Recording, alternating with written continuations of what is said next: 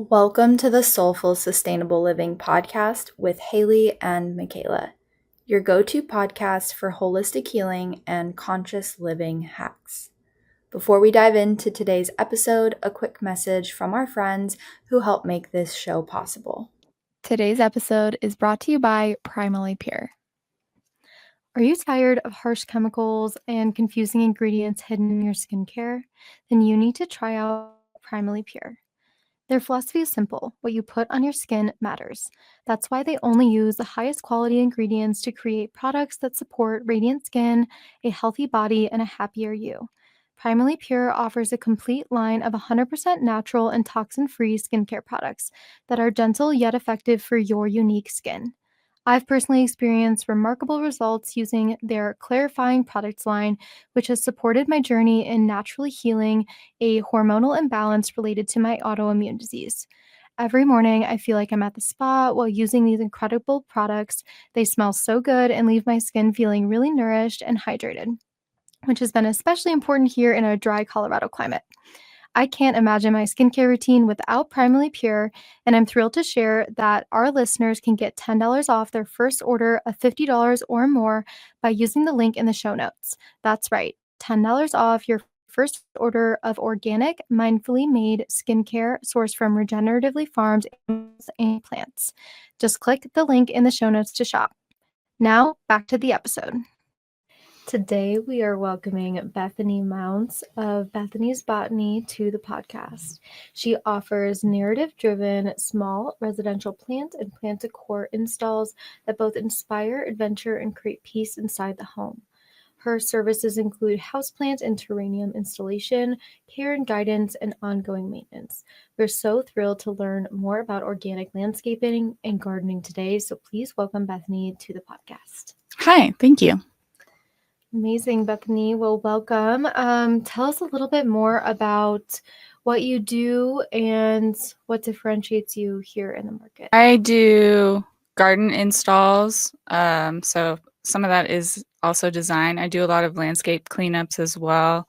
Try and focus on native plants and xeriscaping and making sure that clients are set up with something that they really want and that they're excited about. That's going to attract pollinators. It's going to look nice, serve them in ways that are either medicinal, helping them sort of make space for their vegetable gardens, herb gardens, things like that are make their landscape a little more engaging for them. So that's what I get the most excited about. I like rock gardening. I like to do rock garden installs. But yeah, just making people feel more comfortable with their outdoor space in general. That's amazing. I love that.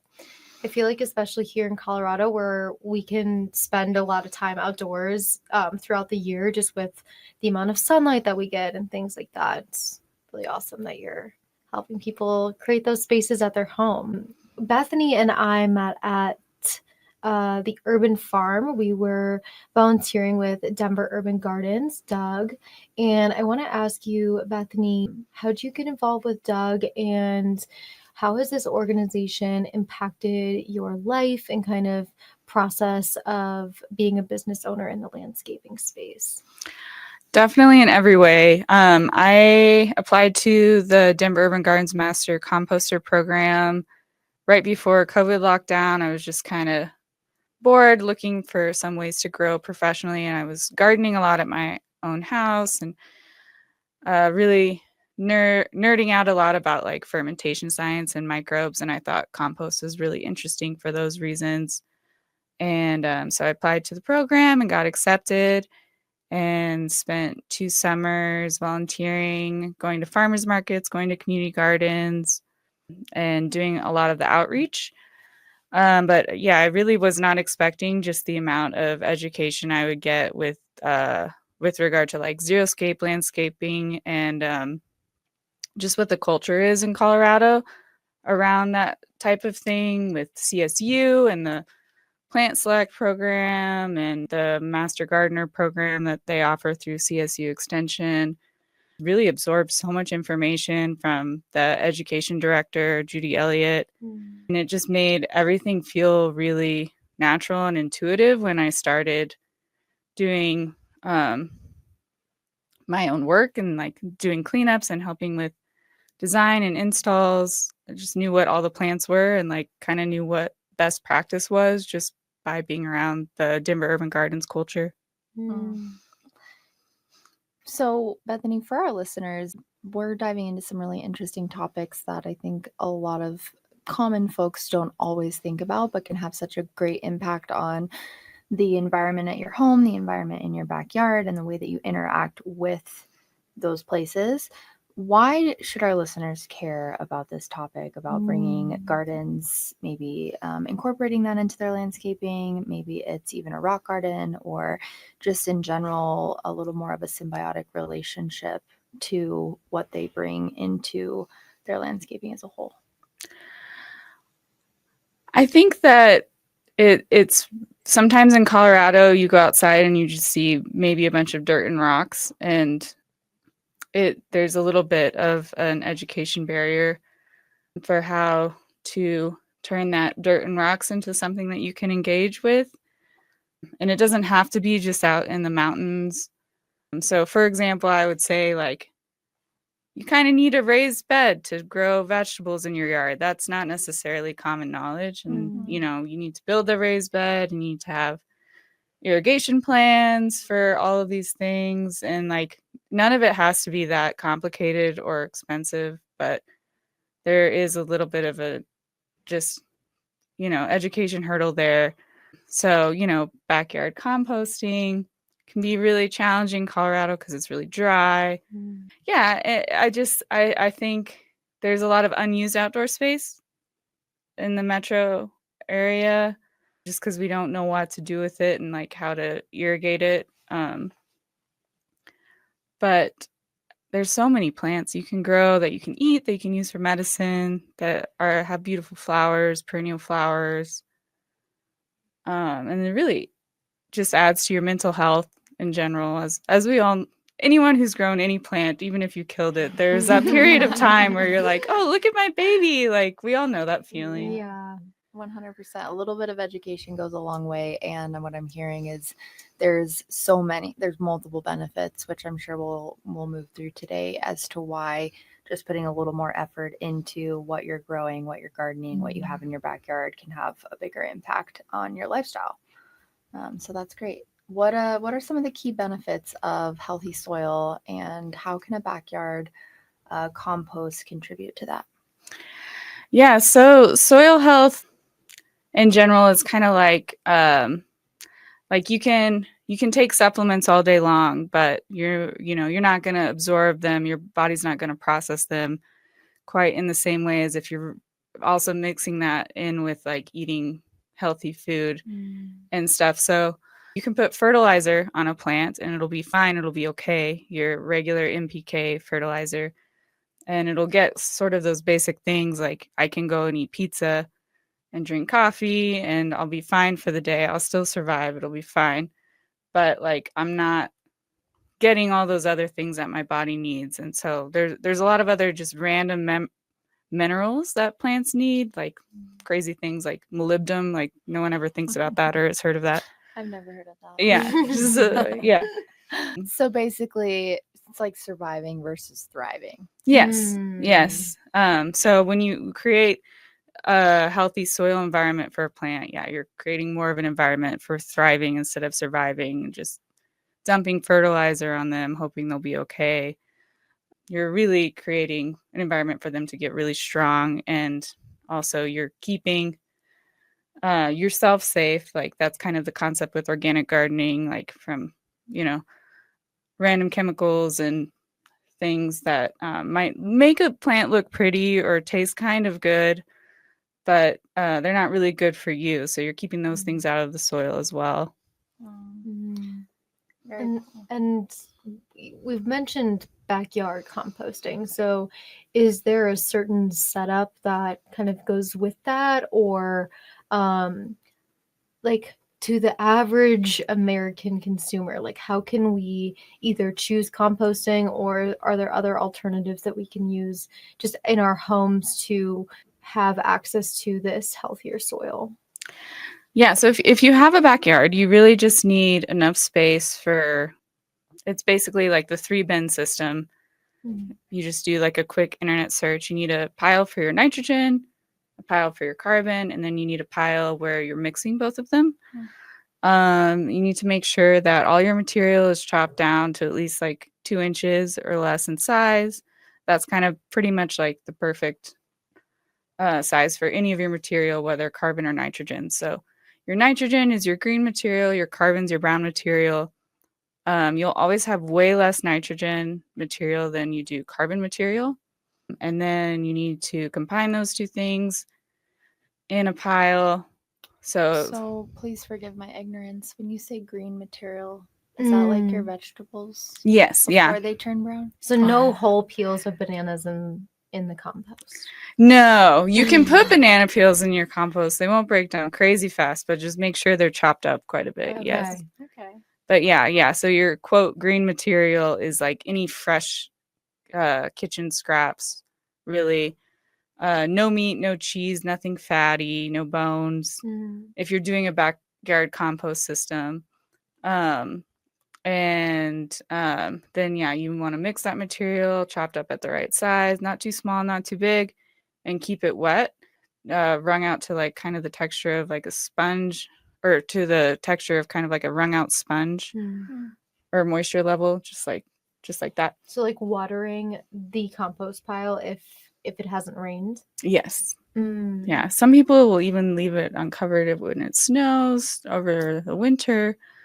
And yeah, you just kind of keep that process going year round. And then once your material starts to break down and you can't recognize anything in it, that's when you know you have compost. And that's your organic material that you want to add back into the soil.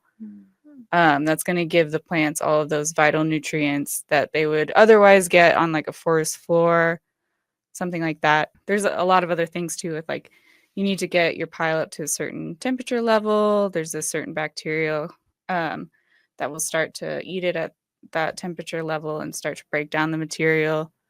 Is helping people to get set up with a backyard compost system something that you offer as like a service, or do you provide resources, or does Doug have resources for that as well? I have never done that for anyone, but I would absolutely love to. Just help someone set up a 3-bin system. There's so many ways to do it, and like I think make it look cute and fun in your backyard next to your vegetable garden. And yes, I would definitely recommend the Denver Urban Gardens website, any of their public classes. They just have just like a regular resources page too that you can read through. You can watch videos. But yes, I've never done that for anyone, but I would love to. Oh, very nice. Well, our listeners know now. What about for somebody that lives in a tighter space, thinking like a townhome or a condo? Is composting available for them? Is there a different system? What would you recommend? I get really excited about vermicompost, which is worm composting. You really don't need a lot of space for it. There's people who just do it under their kitchen sink. You do need a specific type of worm, the red wriggler, and they can only survive in temperatures between 40 and 70 degrees. So they're perfect for like inside of an apartment. They're perfect for kitchen scraps, like your banana peels, your coffee grounds, your eggshells. Do you have soil in that mixture too, or just kind of putting worms in the scraps? Yeah, so you create what's called a bedding for them using newspaper or just your fall leaves, just dry leaves. Those are the two best materials for creating worm bedding, and that's where they like sleep and hang out and like do all their worm community stuff. And then you feed them coffee grounds, like I said, are perfect. Your banana peels are perfect. Eggshells, kitchen scraps. You want to stay away from anything like super spicy. Just like anything that would like kind of irritate your eye, like onion peels, something like that. The worms don't really like. But yeah, well, most of your veggie scraps and things like that, normal kitchen scraps, you can put in the worm bin. But similar to the outdoor compost bin, they do need to be cut up kind of finer because worms they have tiny little mouths. They need to chomp it. Have fun. And then you just kind of want to cover that with your like leaf bedding or newspaper bedding. And like similar to an outdoor compost bin, you need to keep it at a certain moisture level to make it comfortable for them in a certain temperature. That's so cool. Yeah. I feel like I'm gonna go and figure out how to have a worm bin under my sink. It's so fun. Wow. Kids love them. They're so cute. Yeah. It's a good way to get, if you do have kids, it's like a fun way to get them involved in the Yeah. process too, right? It's like a pet. It's like kind of, they have like a little pet project. Yeah. Oh yeah, they're just house pets. Yeah. Oh, that's so good. Okay, well, let's move towards this idea of native plants everywhere. It doesn't matter where, but geographically, obviously, there's better choices for the plants that you choose to have in your yard. And can you talk to, for the Colorado climate, like what are some of the native and low watering landscaping plants, and why are these native plants so important to the Colorado ecosystem? Yes. So I had some of my favorites picked out. The perennial flower category. I'll start with that. Yarrow, echinacea, bee balm, goldenrod. All 4 of those are also medicinal plants, and they flower quite a bit through the summer. They're really beautiful, really hardy, perennial native plants, native flowers. I'd also mention pasqueflower, primrose category, columbines, penstemons are one of my favorites.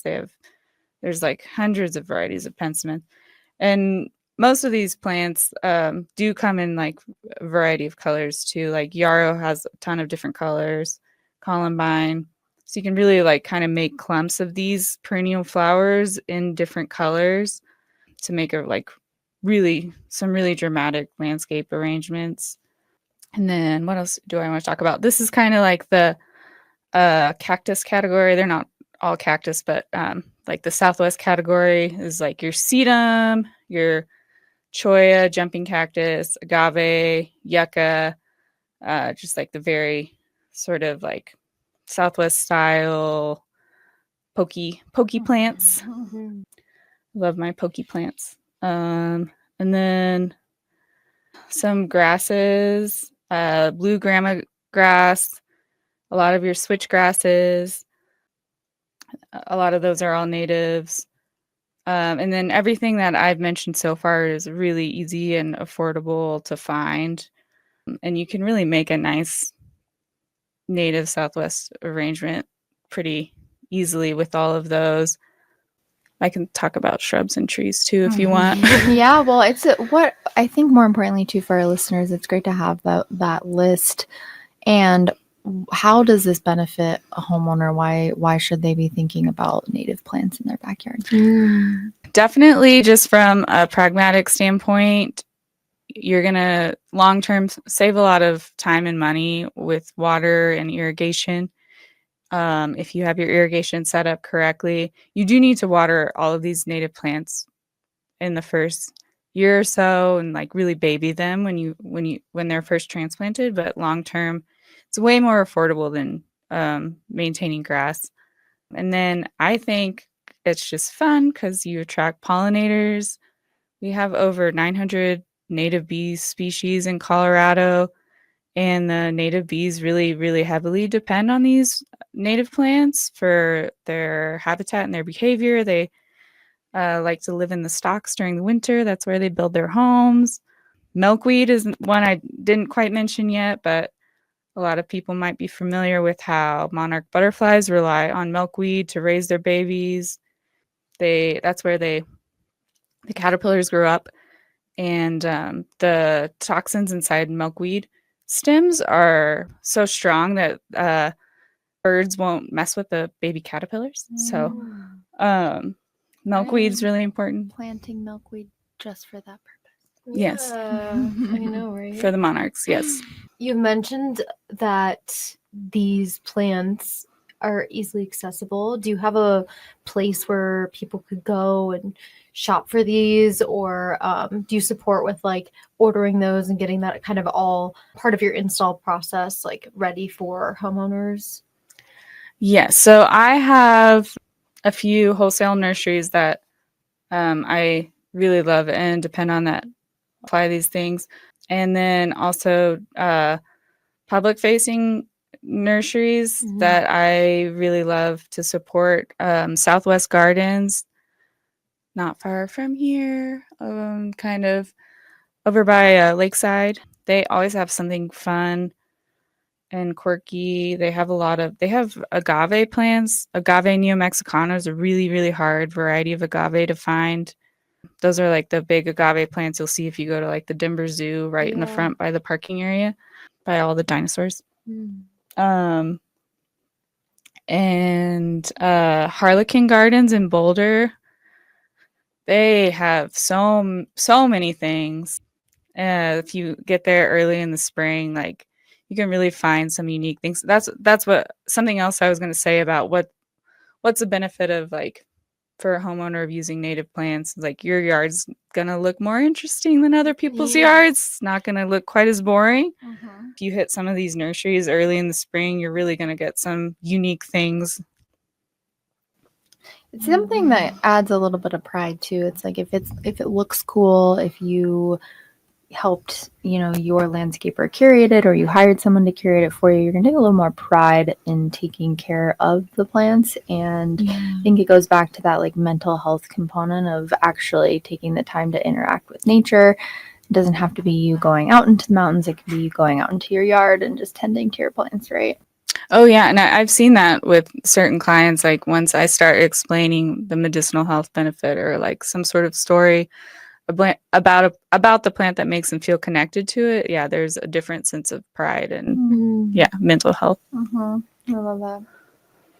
So on that note, what differentiates a medicinal plant and herb from a traditional plant? Medicinal plants usually have some sort of component that benefits human beings, some sort of symbiotic relationship to us. A lot of them are anti-inflammatory, help with respiratory health, and some of them also boost our mental health, like hawthorn is one. And so these plants are plants that have certain toxins that at small amounts are actually good for us, because all plants have toxins as defense mechanisms. So that's why we do have to be careful with them, because they have these chemicals inside of them as defense mechanisms, but some of them in small amounts can actually benefit us. And like same with like our culinary herbs, those ones are way more friendly, less likely to mess with us in larger amounts. But they just have those little chemicals that benefit human beings. Either they taste good or they make us feel better. And would you recommend like harvesting these, drying them out, and using them in a tea, or how it might depend on the plant specifically, but how would people use the application I guess apply the medicinal plant to their life or their lifestyle? So you can do all kinds of things, and this is where I will mention Mountain States Medicinal Plants by Brianna Wiles. She has an apothecary in Crested Butte, and this book has a lot of recipes for different salves or teas or tinctures. Safflower oil is the oil that she likes to use the most. A lot of these plants you can really do any of the three with. Yeah, just become a jar person and have a bunch of jars in your house. Comes with the territory. Yeah. Getting worms in jars, people. Yeah, worms in jars. Lots of plants. What do you think medicinal plants and herbs, which ones are the most well suited for the Front Range? So the few that I was talking about earlier, yarrow, echinacea, which is our cone flowers. Many people might recognize echinacea from like grocery store stuff. Those two are really hardy, really easy to grow, really beautiful flowers, and very diverse medicinally. Bee balm is really beautiful flower. Goldenrod. I've never used goldenrod for medicine, but it has a very beautiful flower. All four of those, very hardy, very diverse purposes. Some others that I have some experience with growing from seed Feverfew and chamomile. Great.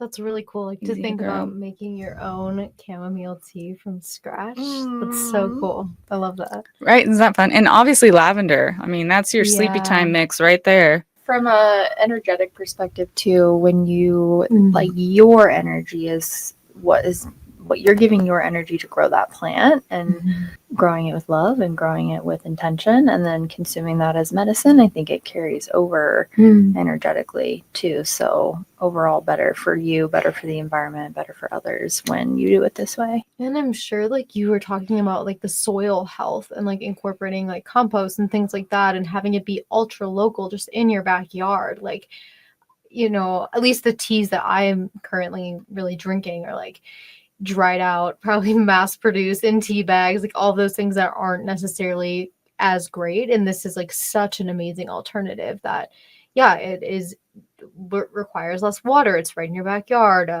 Creates this energetic connection with your home and your land. Like, oh, I'm just obsessed. I wish I had a backyard to do this. I'm We're excited. gonna get you a flower bed or Yeah. a flower bed for your porch. I'm getting worms in jars, everyone. It's just gonna be the title of the episode. Oh, so good. Well, you had mentioned that you've grown a few things from seed and you enjoy making medicine with your plants. What are a few antidotes or some of your favorite go-tos as far as plant medicine? Definitely yarrow. I talk about it all the time. Anti-inflammatory. It's kind of, it might not be an aster, but it has a kind of an astery sort of taste. So it tastes very floral. So I've used that a lot for just like pain relief or whatever. And aspen, I harvested actually some aspen bark and made tincture, and that was really powerful. I've made like a chamomile salve, like chamomile oil for like as just like a massage oil for like muscle for your muscles and stuff. And man, I can go on and on. Hawthorn is one of my favorites. Hawthorn is a Colorado native.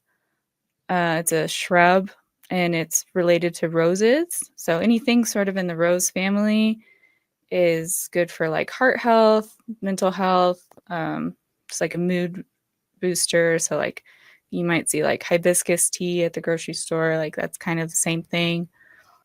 So high blood pressure, any of that stuff that someone might have, that whole family of plants is really good for. Gosh, we could do a whole episode I on plant know. medicine. Yeah. Right on. Literally. So, Bethany, what steps do you have to take to ensure that your business practices are environmentally friendly? So I kind of do my best because a lot of landscaping is cleaning and removing things. Yeah, just reusing bags as much as you can, using a tarp, and instead of a bunch of bags, plastic bags and stuff. And then definitely the irrigation side, putting plants in that are going to be happy and healthy in that spot, are getting the proper irrigation. So just kind of educating myself on like how to solve those irrigation problems, make sure someone's yard is getting the right irrigation so plants aren't dying, then you have to replace the plant. Some other little things I like to do, I'll find places to recycle pots. Like Eckers and Arvada will take your pots year round. So just kind of working that into my routines and into my routes, things like that. Compost every time I plant to make sure the plant has a good, healthy start on life and it doesn't have to be replaced. Just finding little tricks and what resources are out there. And, you know, everyone's always happy to answer questions too when I have them. My mentor is a lawn care person and he has all kinds of tips for how to do things more organically and more sustainably because, you know, lawn care is like one of the harder parts of landscaping to do that. And so he's worked really hard to come up with a lot of those practices. That's so awesome. I feel like here in Colorado too, there's a lot of there's a lot more awareness that I've seen around choosing more sustainable options. Like you said, local businesses supporting that. So it's really exciting to hear. I know a few times you've mentioned just the impact on mental health and overall well-being. And I'd love to hear more about how your personal journey with gardening, landscaping, offering these services has impacted your well-being or the well-being of your clients. Yeah, so I worked service industry in Denver for 10 years, and that's where I found a lot of my community, and is still where a lot of my community is in Denver, and has meant a lot to me, so much to me. And I think it's been really nice to like take all of those like customer service skills that I've learned and community building skills that I've learned and start to build something for myself, where I can be outside and like wake up earlier, be closer to nature, have a creative outlet. Cause like I got a lot of that with like cocktail bartending. Like there was a lot of a creative outlet for me, but like being able to design someone's garden, have that to offer has just been really exciting and felt really different. Yeah, being close to plants, and it's not just the plants, it's the bugs and the animals and all the other little organisms and things like that. It's a lot quieter too. Just like I think I was around a lot of just sound constantly for a long time. Yeah. Became a little overstimulating. So Totally. just like the silence and the peace. And well, it's a good reminder, because if you do have nice landscaping or you have a garden in your backyard, it doesn't take much. You can step away from that stimulation that so many people, so many of us are, I would say, so many of us experience daily, and just go outside, be with your plants, do the things, even if it's just for 20 minutes, probably makes a huge impact. Oh yeah, and it really doesn't take that long. It doesn't take as long as you think it. I've learned that. Yeah. I know I'm a houseplant person, and I have so many houseplants that watering them is like 10-minute task or more, and that doesn't sound like a long time, but when you're pinched for time, sometimes I'm like, oh, I don't have time to water my plants. And every single time I start watering my plants and like tending to them and picking off the dead leaves, always like, what I love doing this. This makes me feel so good every time I take care of my plants. It's just like a good reminder for anybody that it really doesn't take much, even if you have like one or two plants to take care of. Yeah. Oh yeah, and it's like you'll find yourself like, oh, I feed the cat, and then oh, it's only going to take 2 more minutes to take care of the plants, and then I'm going to feel better before I leave the house. Yes. So good. I love that. Tell us more about what are your future goals with your business? What projects are you working on? Where are you aiming for 2025? And yeah, share a little bit more about that. And even if you have any personal gardening practices or things that just you're incorporating now into your life. I have lots of dreams for 2025. Definitely want to do more perennial installs. I want to do some houseplant installs and repotting services. Really have some clients where I get to work with them on projects where like they feel engaged with their garden rather than just something that they're going to look at it and it's going to make them happy. And I love doing that sort of thing, but just looking for projects with someone who really wants to be outside engaging with their garden in the best ways they can. Yeah, I'd love to do some rock gardens, some medicinal plant gardens, cactus gardens, things like that. I really like doing landscape cleanups a lot. So Sweet. I know it sounds crazy, but I'll pull weeds and rake leaves all day. And I just find that really helps people kind of be able to reimagine their outdoor space. Because really, it doesn't take me a lot of time and it's more affordable than you might think. And then you go outside and you're like, oh, okay, so now I can see a vegetable garden here. Right. Now we can really start talking, Yeah. I love doing that kind of thing. I've been doing some snow removal When you been love what you fun. do. Yeah, when you love what you do, it doesn't feel like work. Yeah. We were just talking about that before we started recording. It's so great. And I love that this has brought peace to you, like you were saying, and that you really enjoy it. I think that brings another level of commitment to it and heart-driven offering, which is really cool. In general, we've talked a little bit just like zooming out about like climate and general landscaping in Colorado, and then incorporating sustainability with kind of choosing more of those xeriscape plant options. How do you envision that future for Colorado, residents specifically, and choosing some of these other options, and just seeing kind of how this landscaping industry is it moving towards more sustainable solutions, or just kind of thinking about all of that. It's a big question there. Yeah, I would say everyone I talk to wants to do it better. It's just a matter of getting people excited about it and properly educating people on how to do it. I think there's still a little bit of a myth that like xeriscape is just like a weird giant pile of rocks, and it doesn't have to be like that. I think a lot of people are realizing that, yeah, just little things like, okay, we can do the xeriscape, but you're going to have to water it for 2 years, but it's okay because it'll be easier in the long term. Right.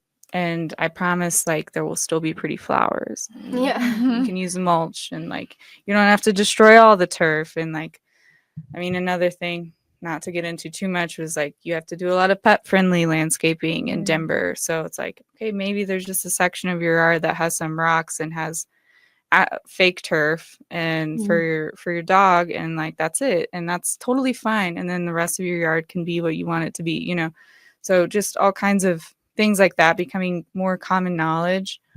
Yeah, there's never any pushback on people wanting to do things better in my experience, regardless of like age or any sort of demographic.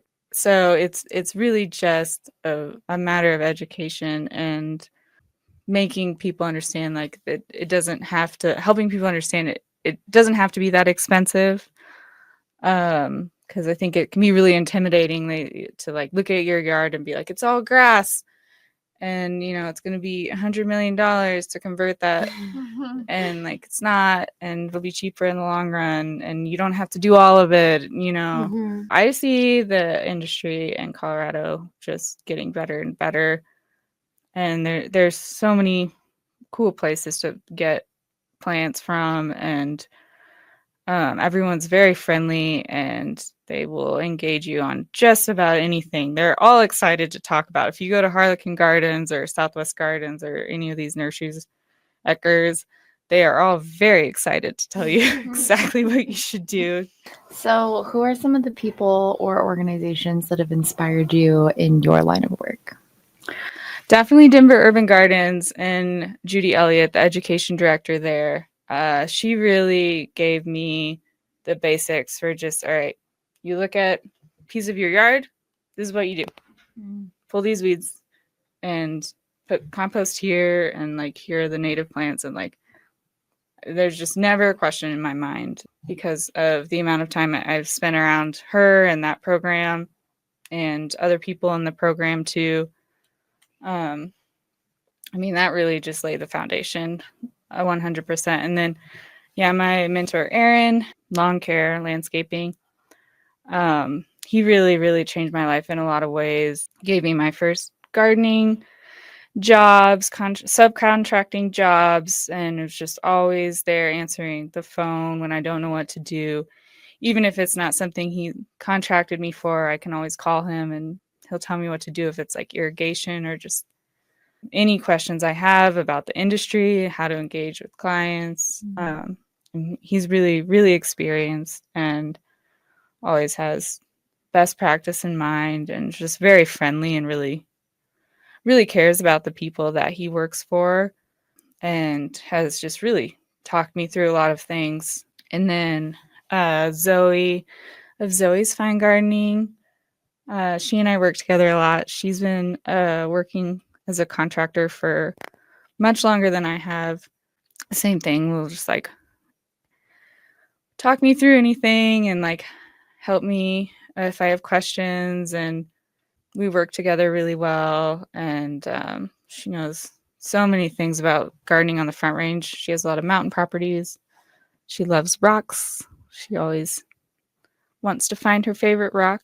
Man, I can go on. I was gonna say, it sounds But- like such a community here. Yeah. Fabulous. I mean, so I think that kind of leads us into one of our last questions is, what advice would you give to someone who is just starting out in the world of sustainable gardening? Do landscape cleanups. If you're intimidated by any, or I guess if you want to work in the industry, yeah, and you're maybe intimidated or have questions, like you will learn so fast just doing those landscape cleanups, even if it's just raking leaves. You'll learn plant ID really fast.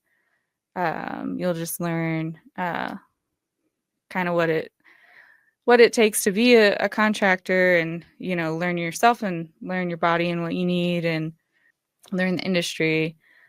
And then use those community resources like the CSU extension resources. They have lectures on YouTube that are really incredible, and it's just the same education you get as a master gardener. And they have those Denver Urban Gardens resources. Go to the botanic gardens in your free time. These are all things I've done. This is how I have become self-taught. And for all of our listeners who are not starting a landscaping business, all you need to know about sustainable landscaping is that you can reach out to Bethany, and she is more than happy to help you. She is an expert in what she does, and you'll be in good hands. Absolutely. Bethany, before we jump into our final monthly motivation section, do you have any final words, ideas, inspiration, tips, gardening tools, anything for our audience? It's winter time. So just dream big for the spring. I have some clients that I work with, and this is kind of our like planning time where we do our research, and it really does make things go a lot faster in the spring if you already have a plan.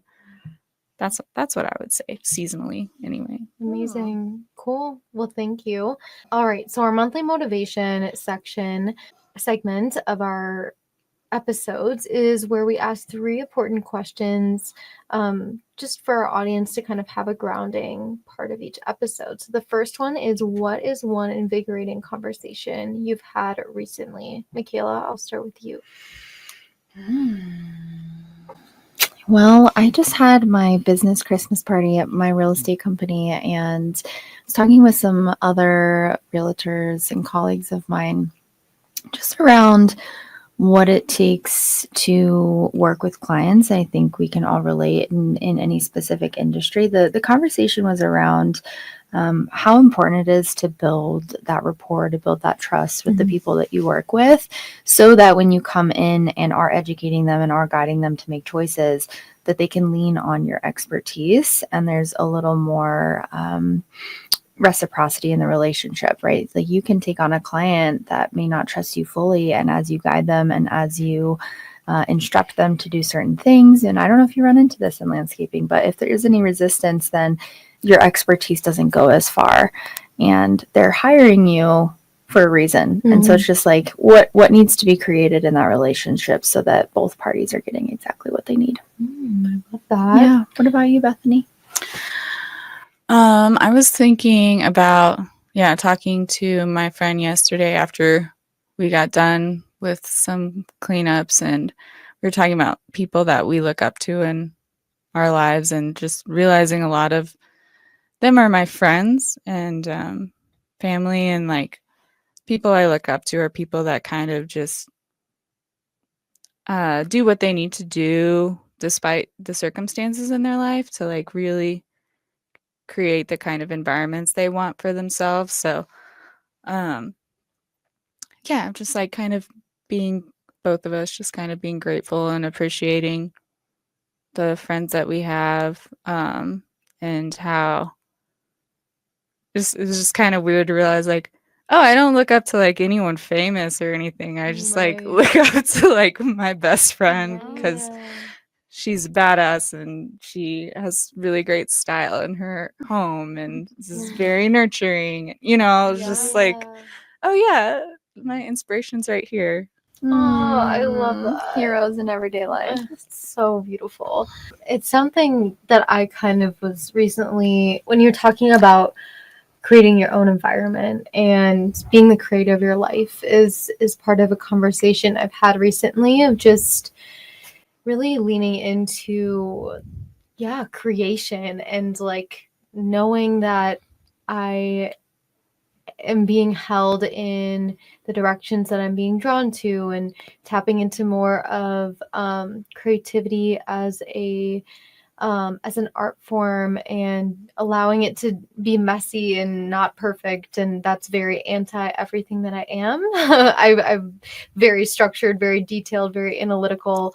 And I'm kind of just been having some conversations recently about loosening the grip on some of those narratives in my life and allowing for the creativity to kind of flow in. So that's what I've been talking about.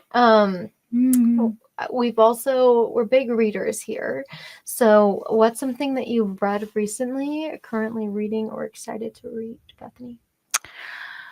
I was thinking about this book by Lady Bird Johnson and how she really thought of with like the Wildflower Act in Texas, where the beautification act along the highways, and how she thought of beautification more as restoration.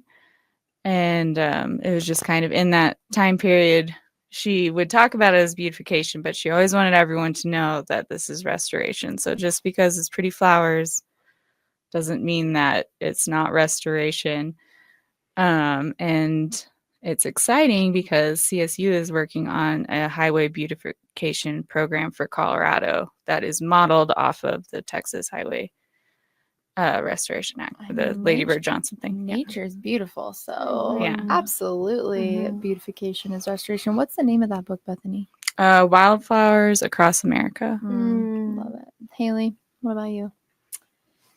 I just started a new book today. It's called People Who Met on Vacation or something like that. It's a romance Emily Henry novel.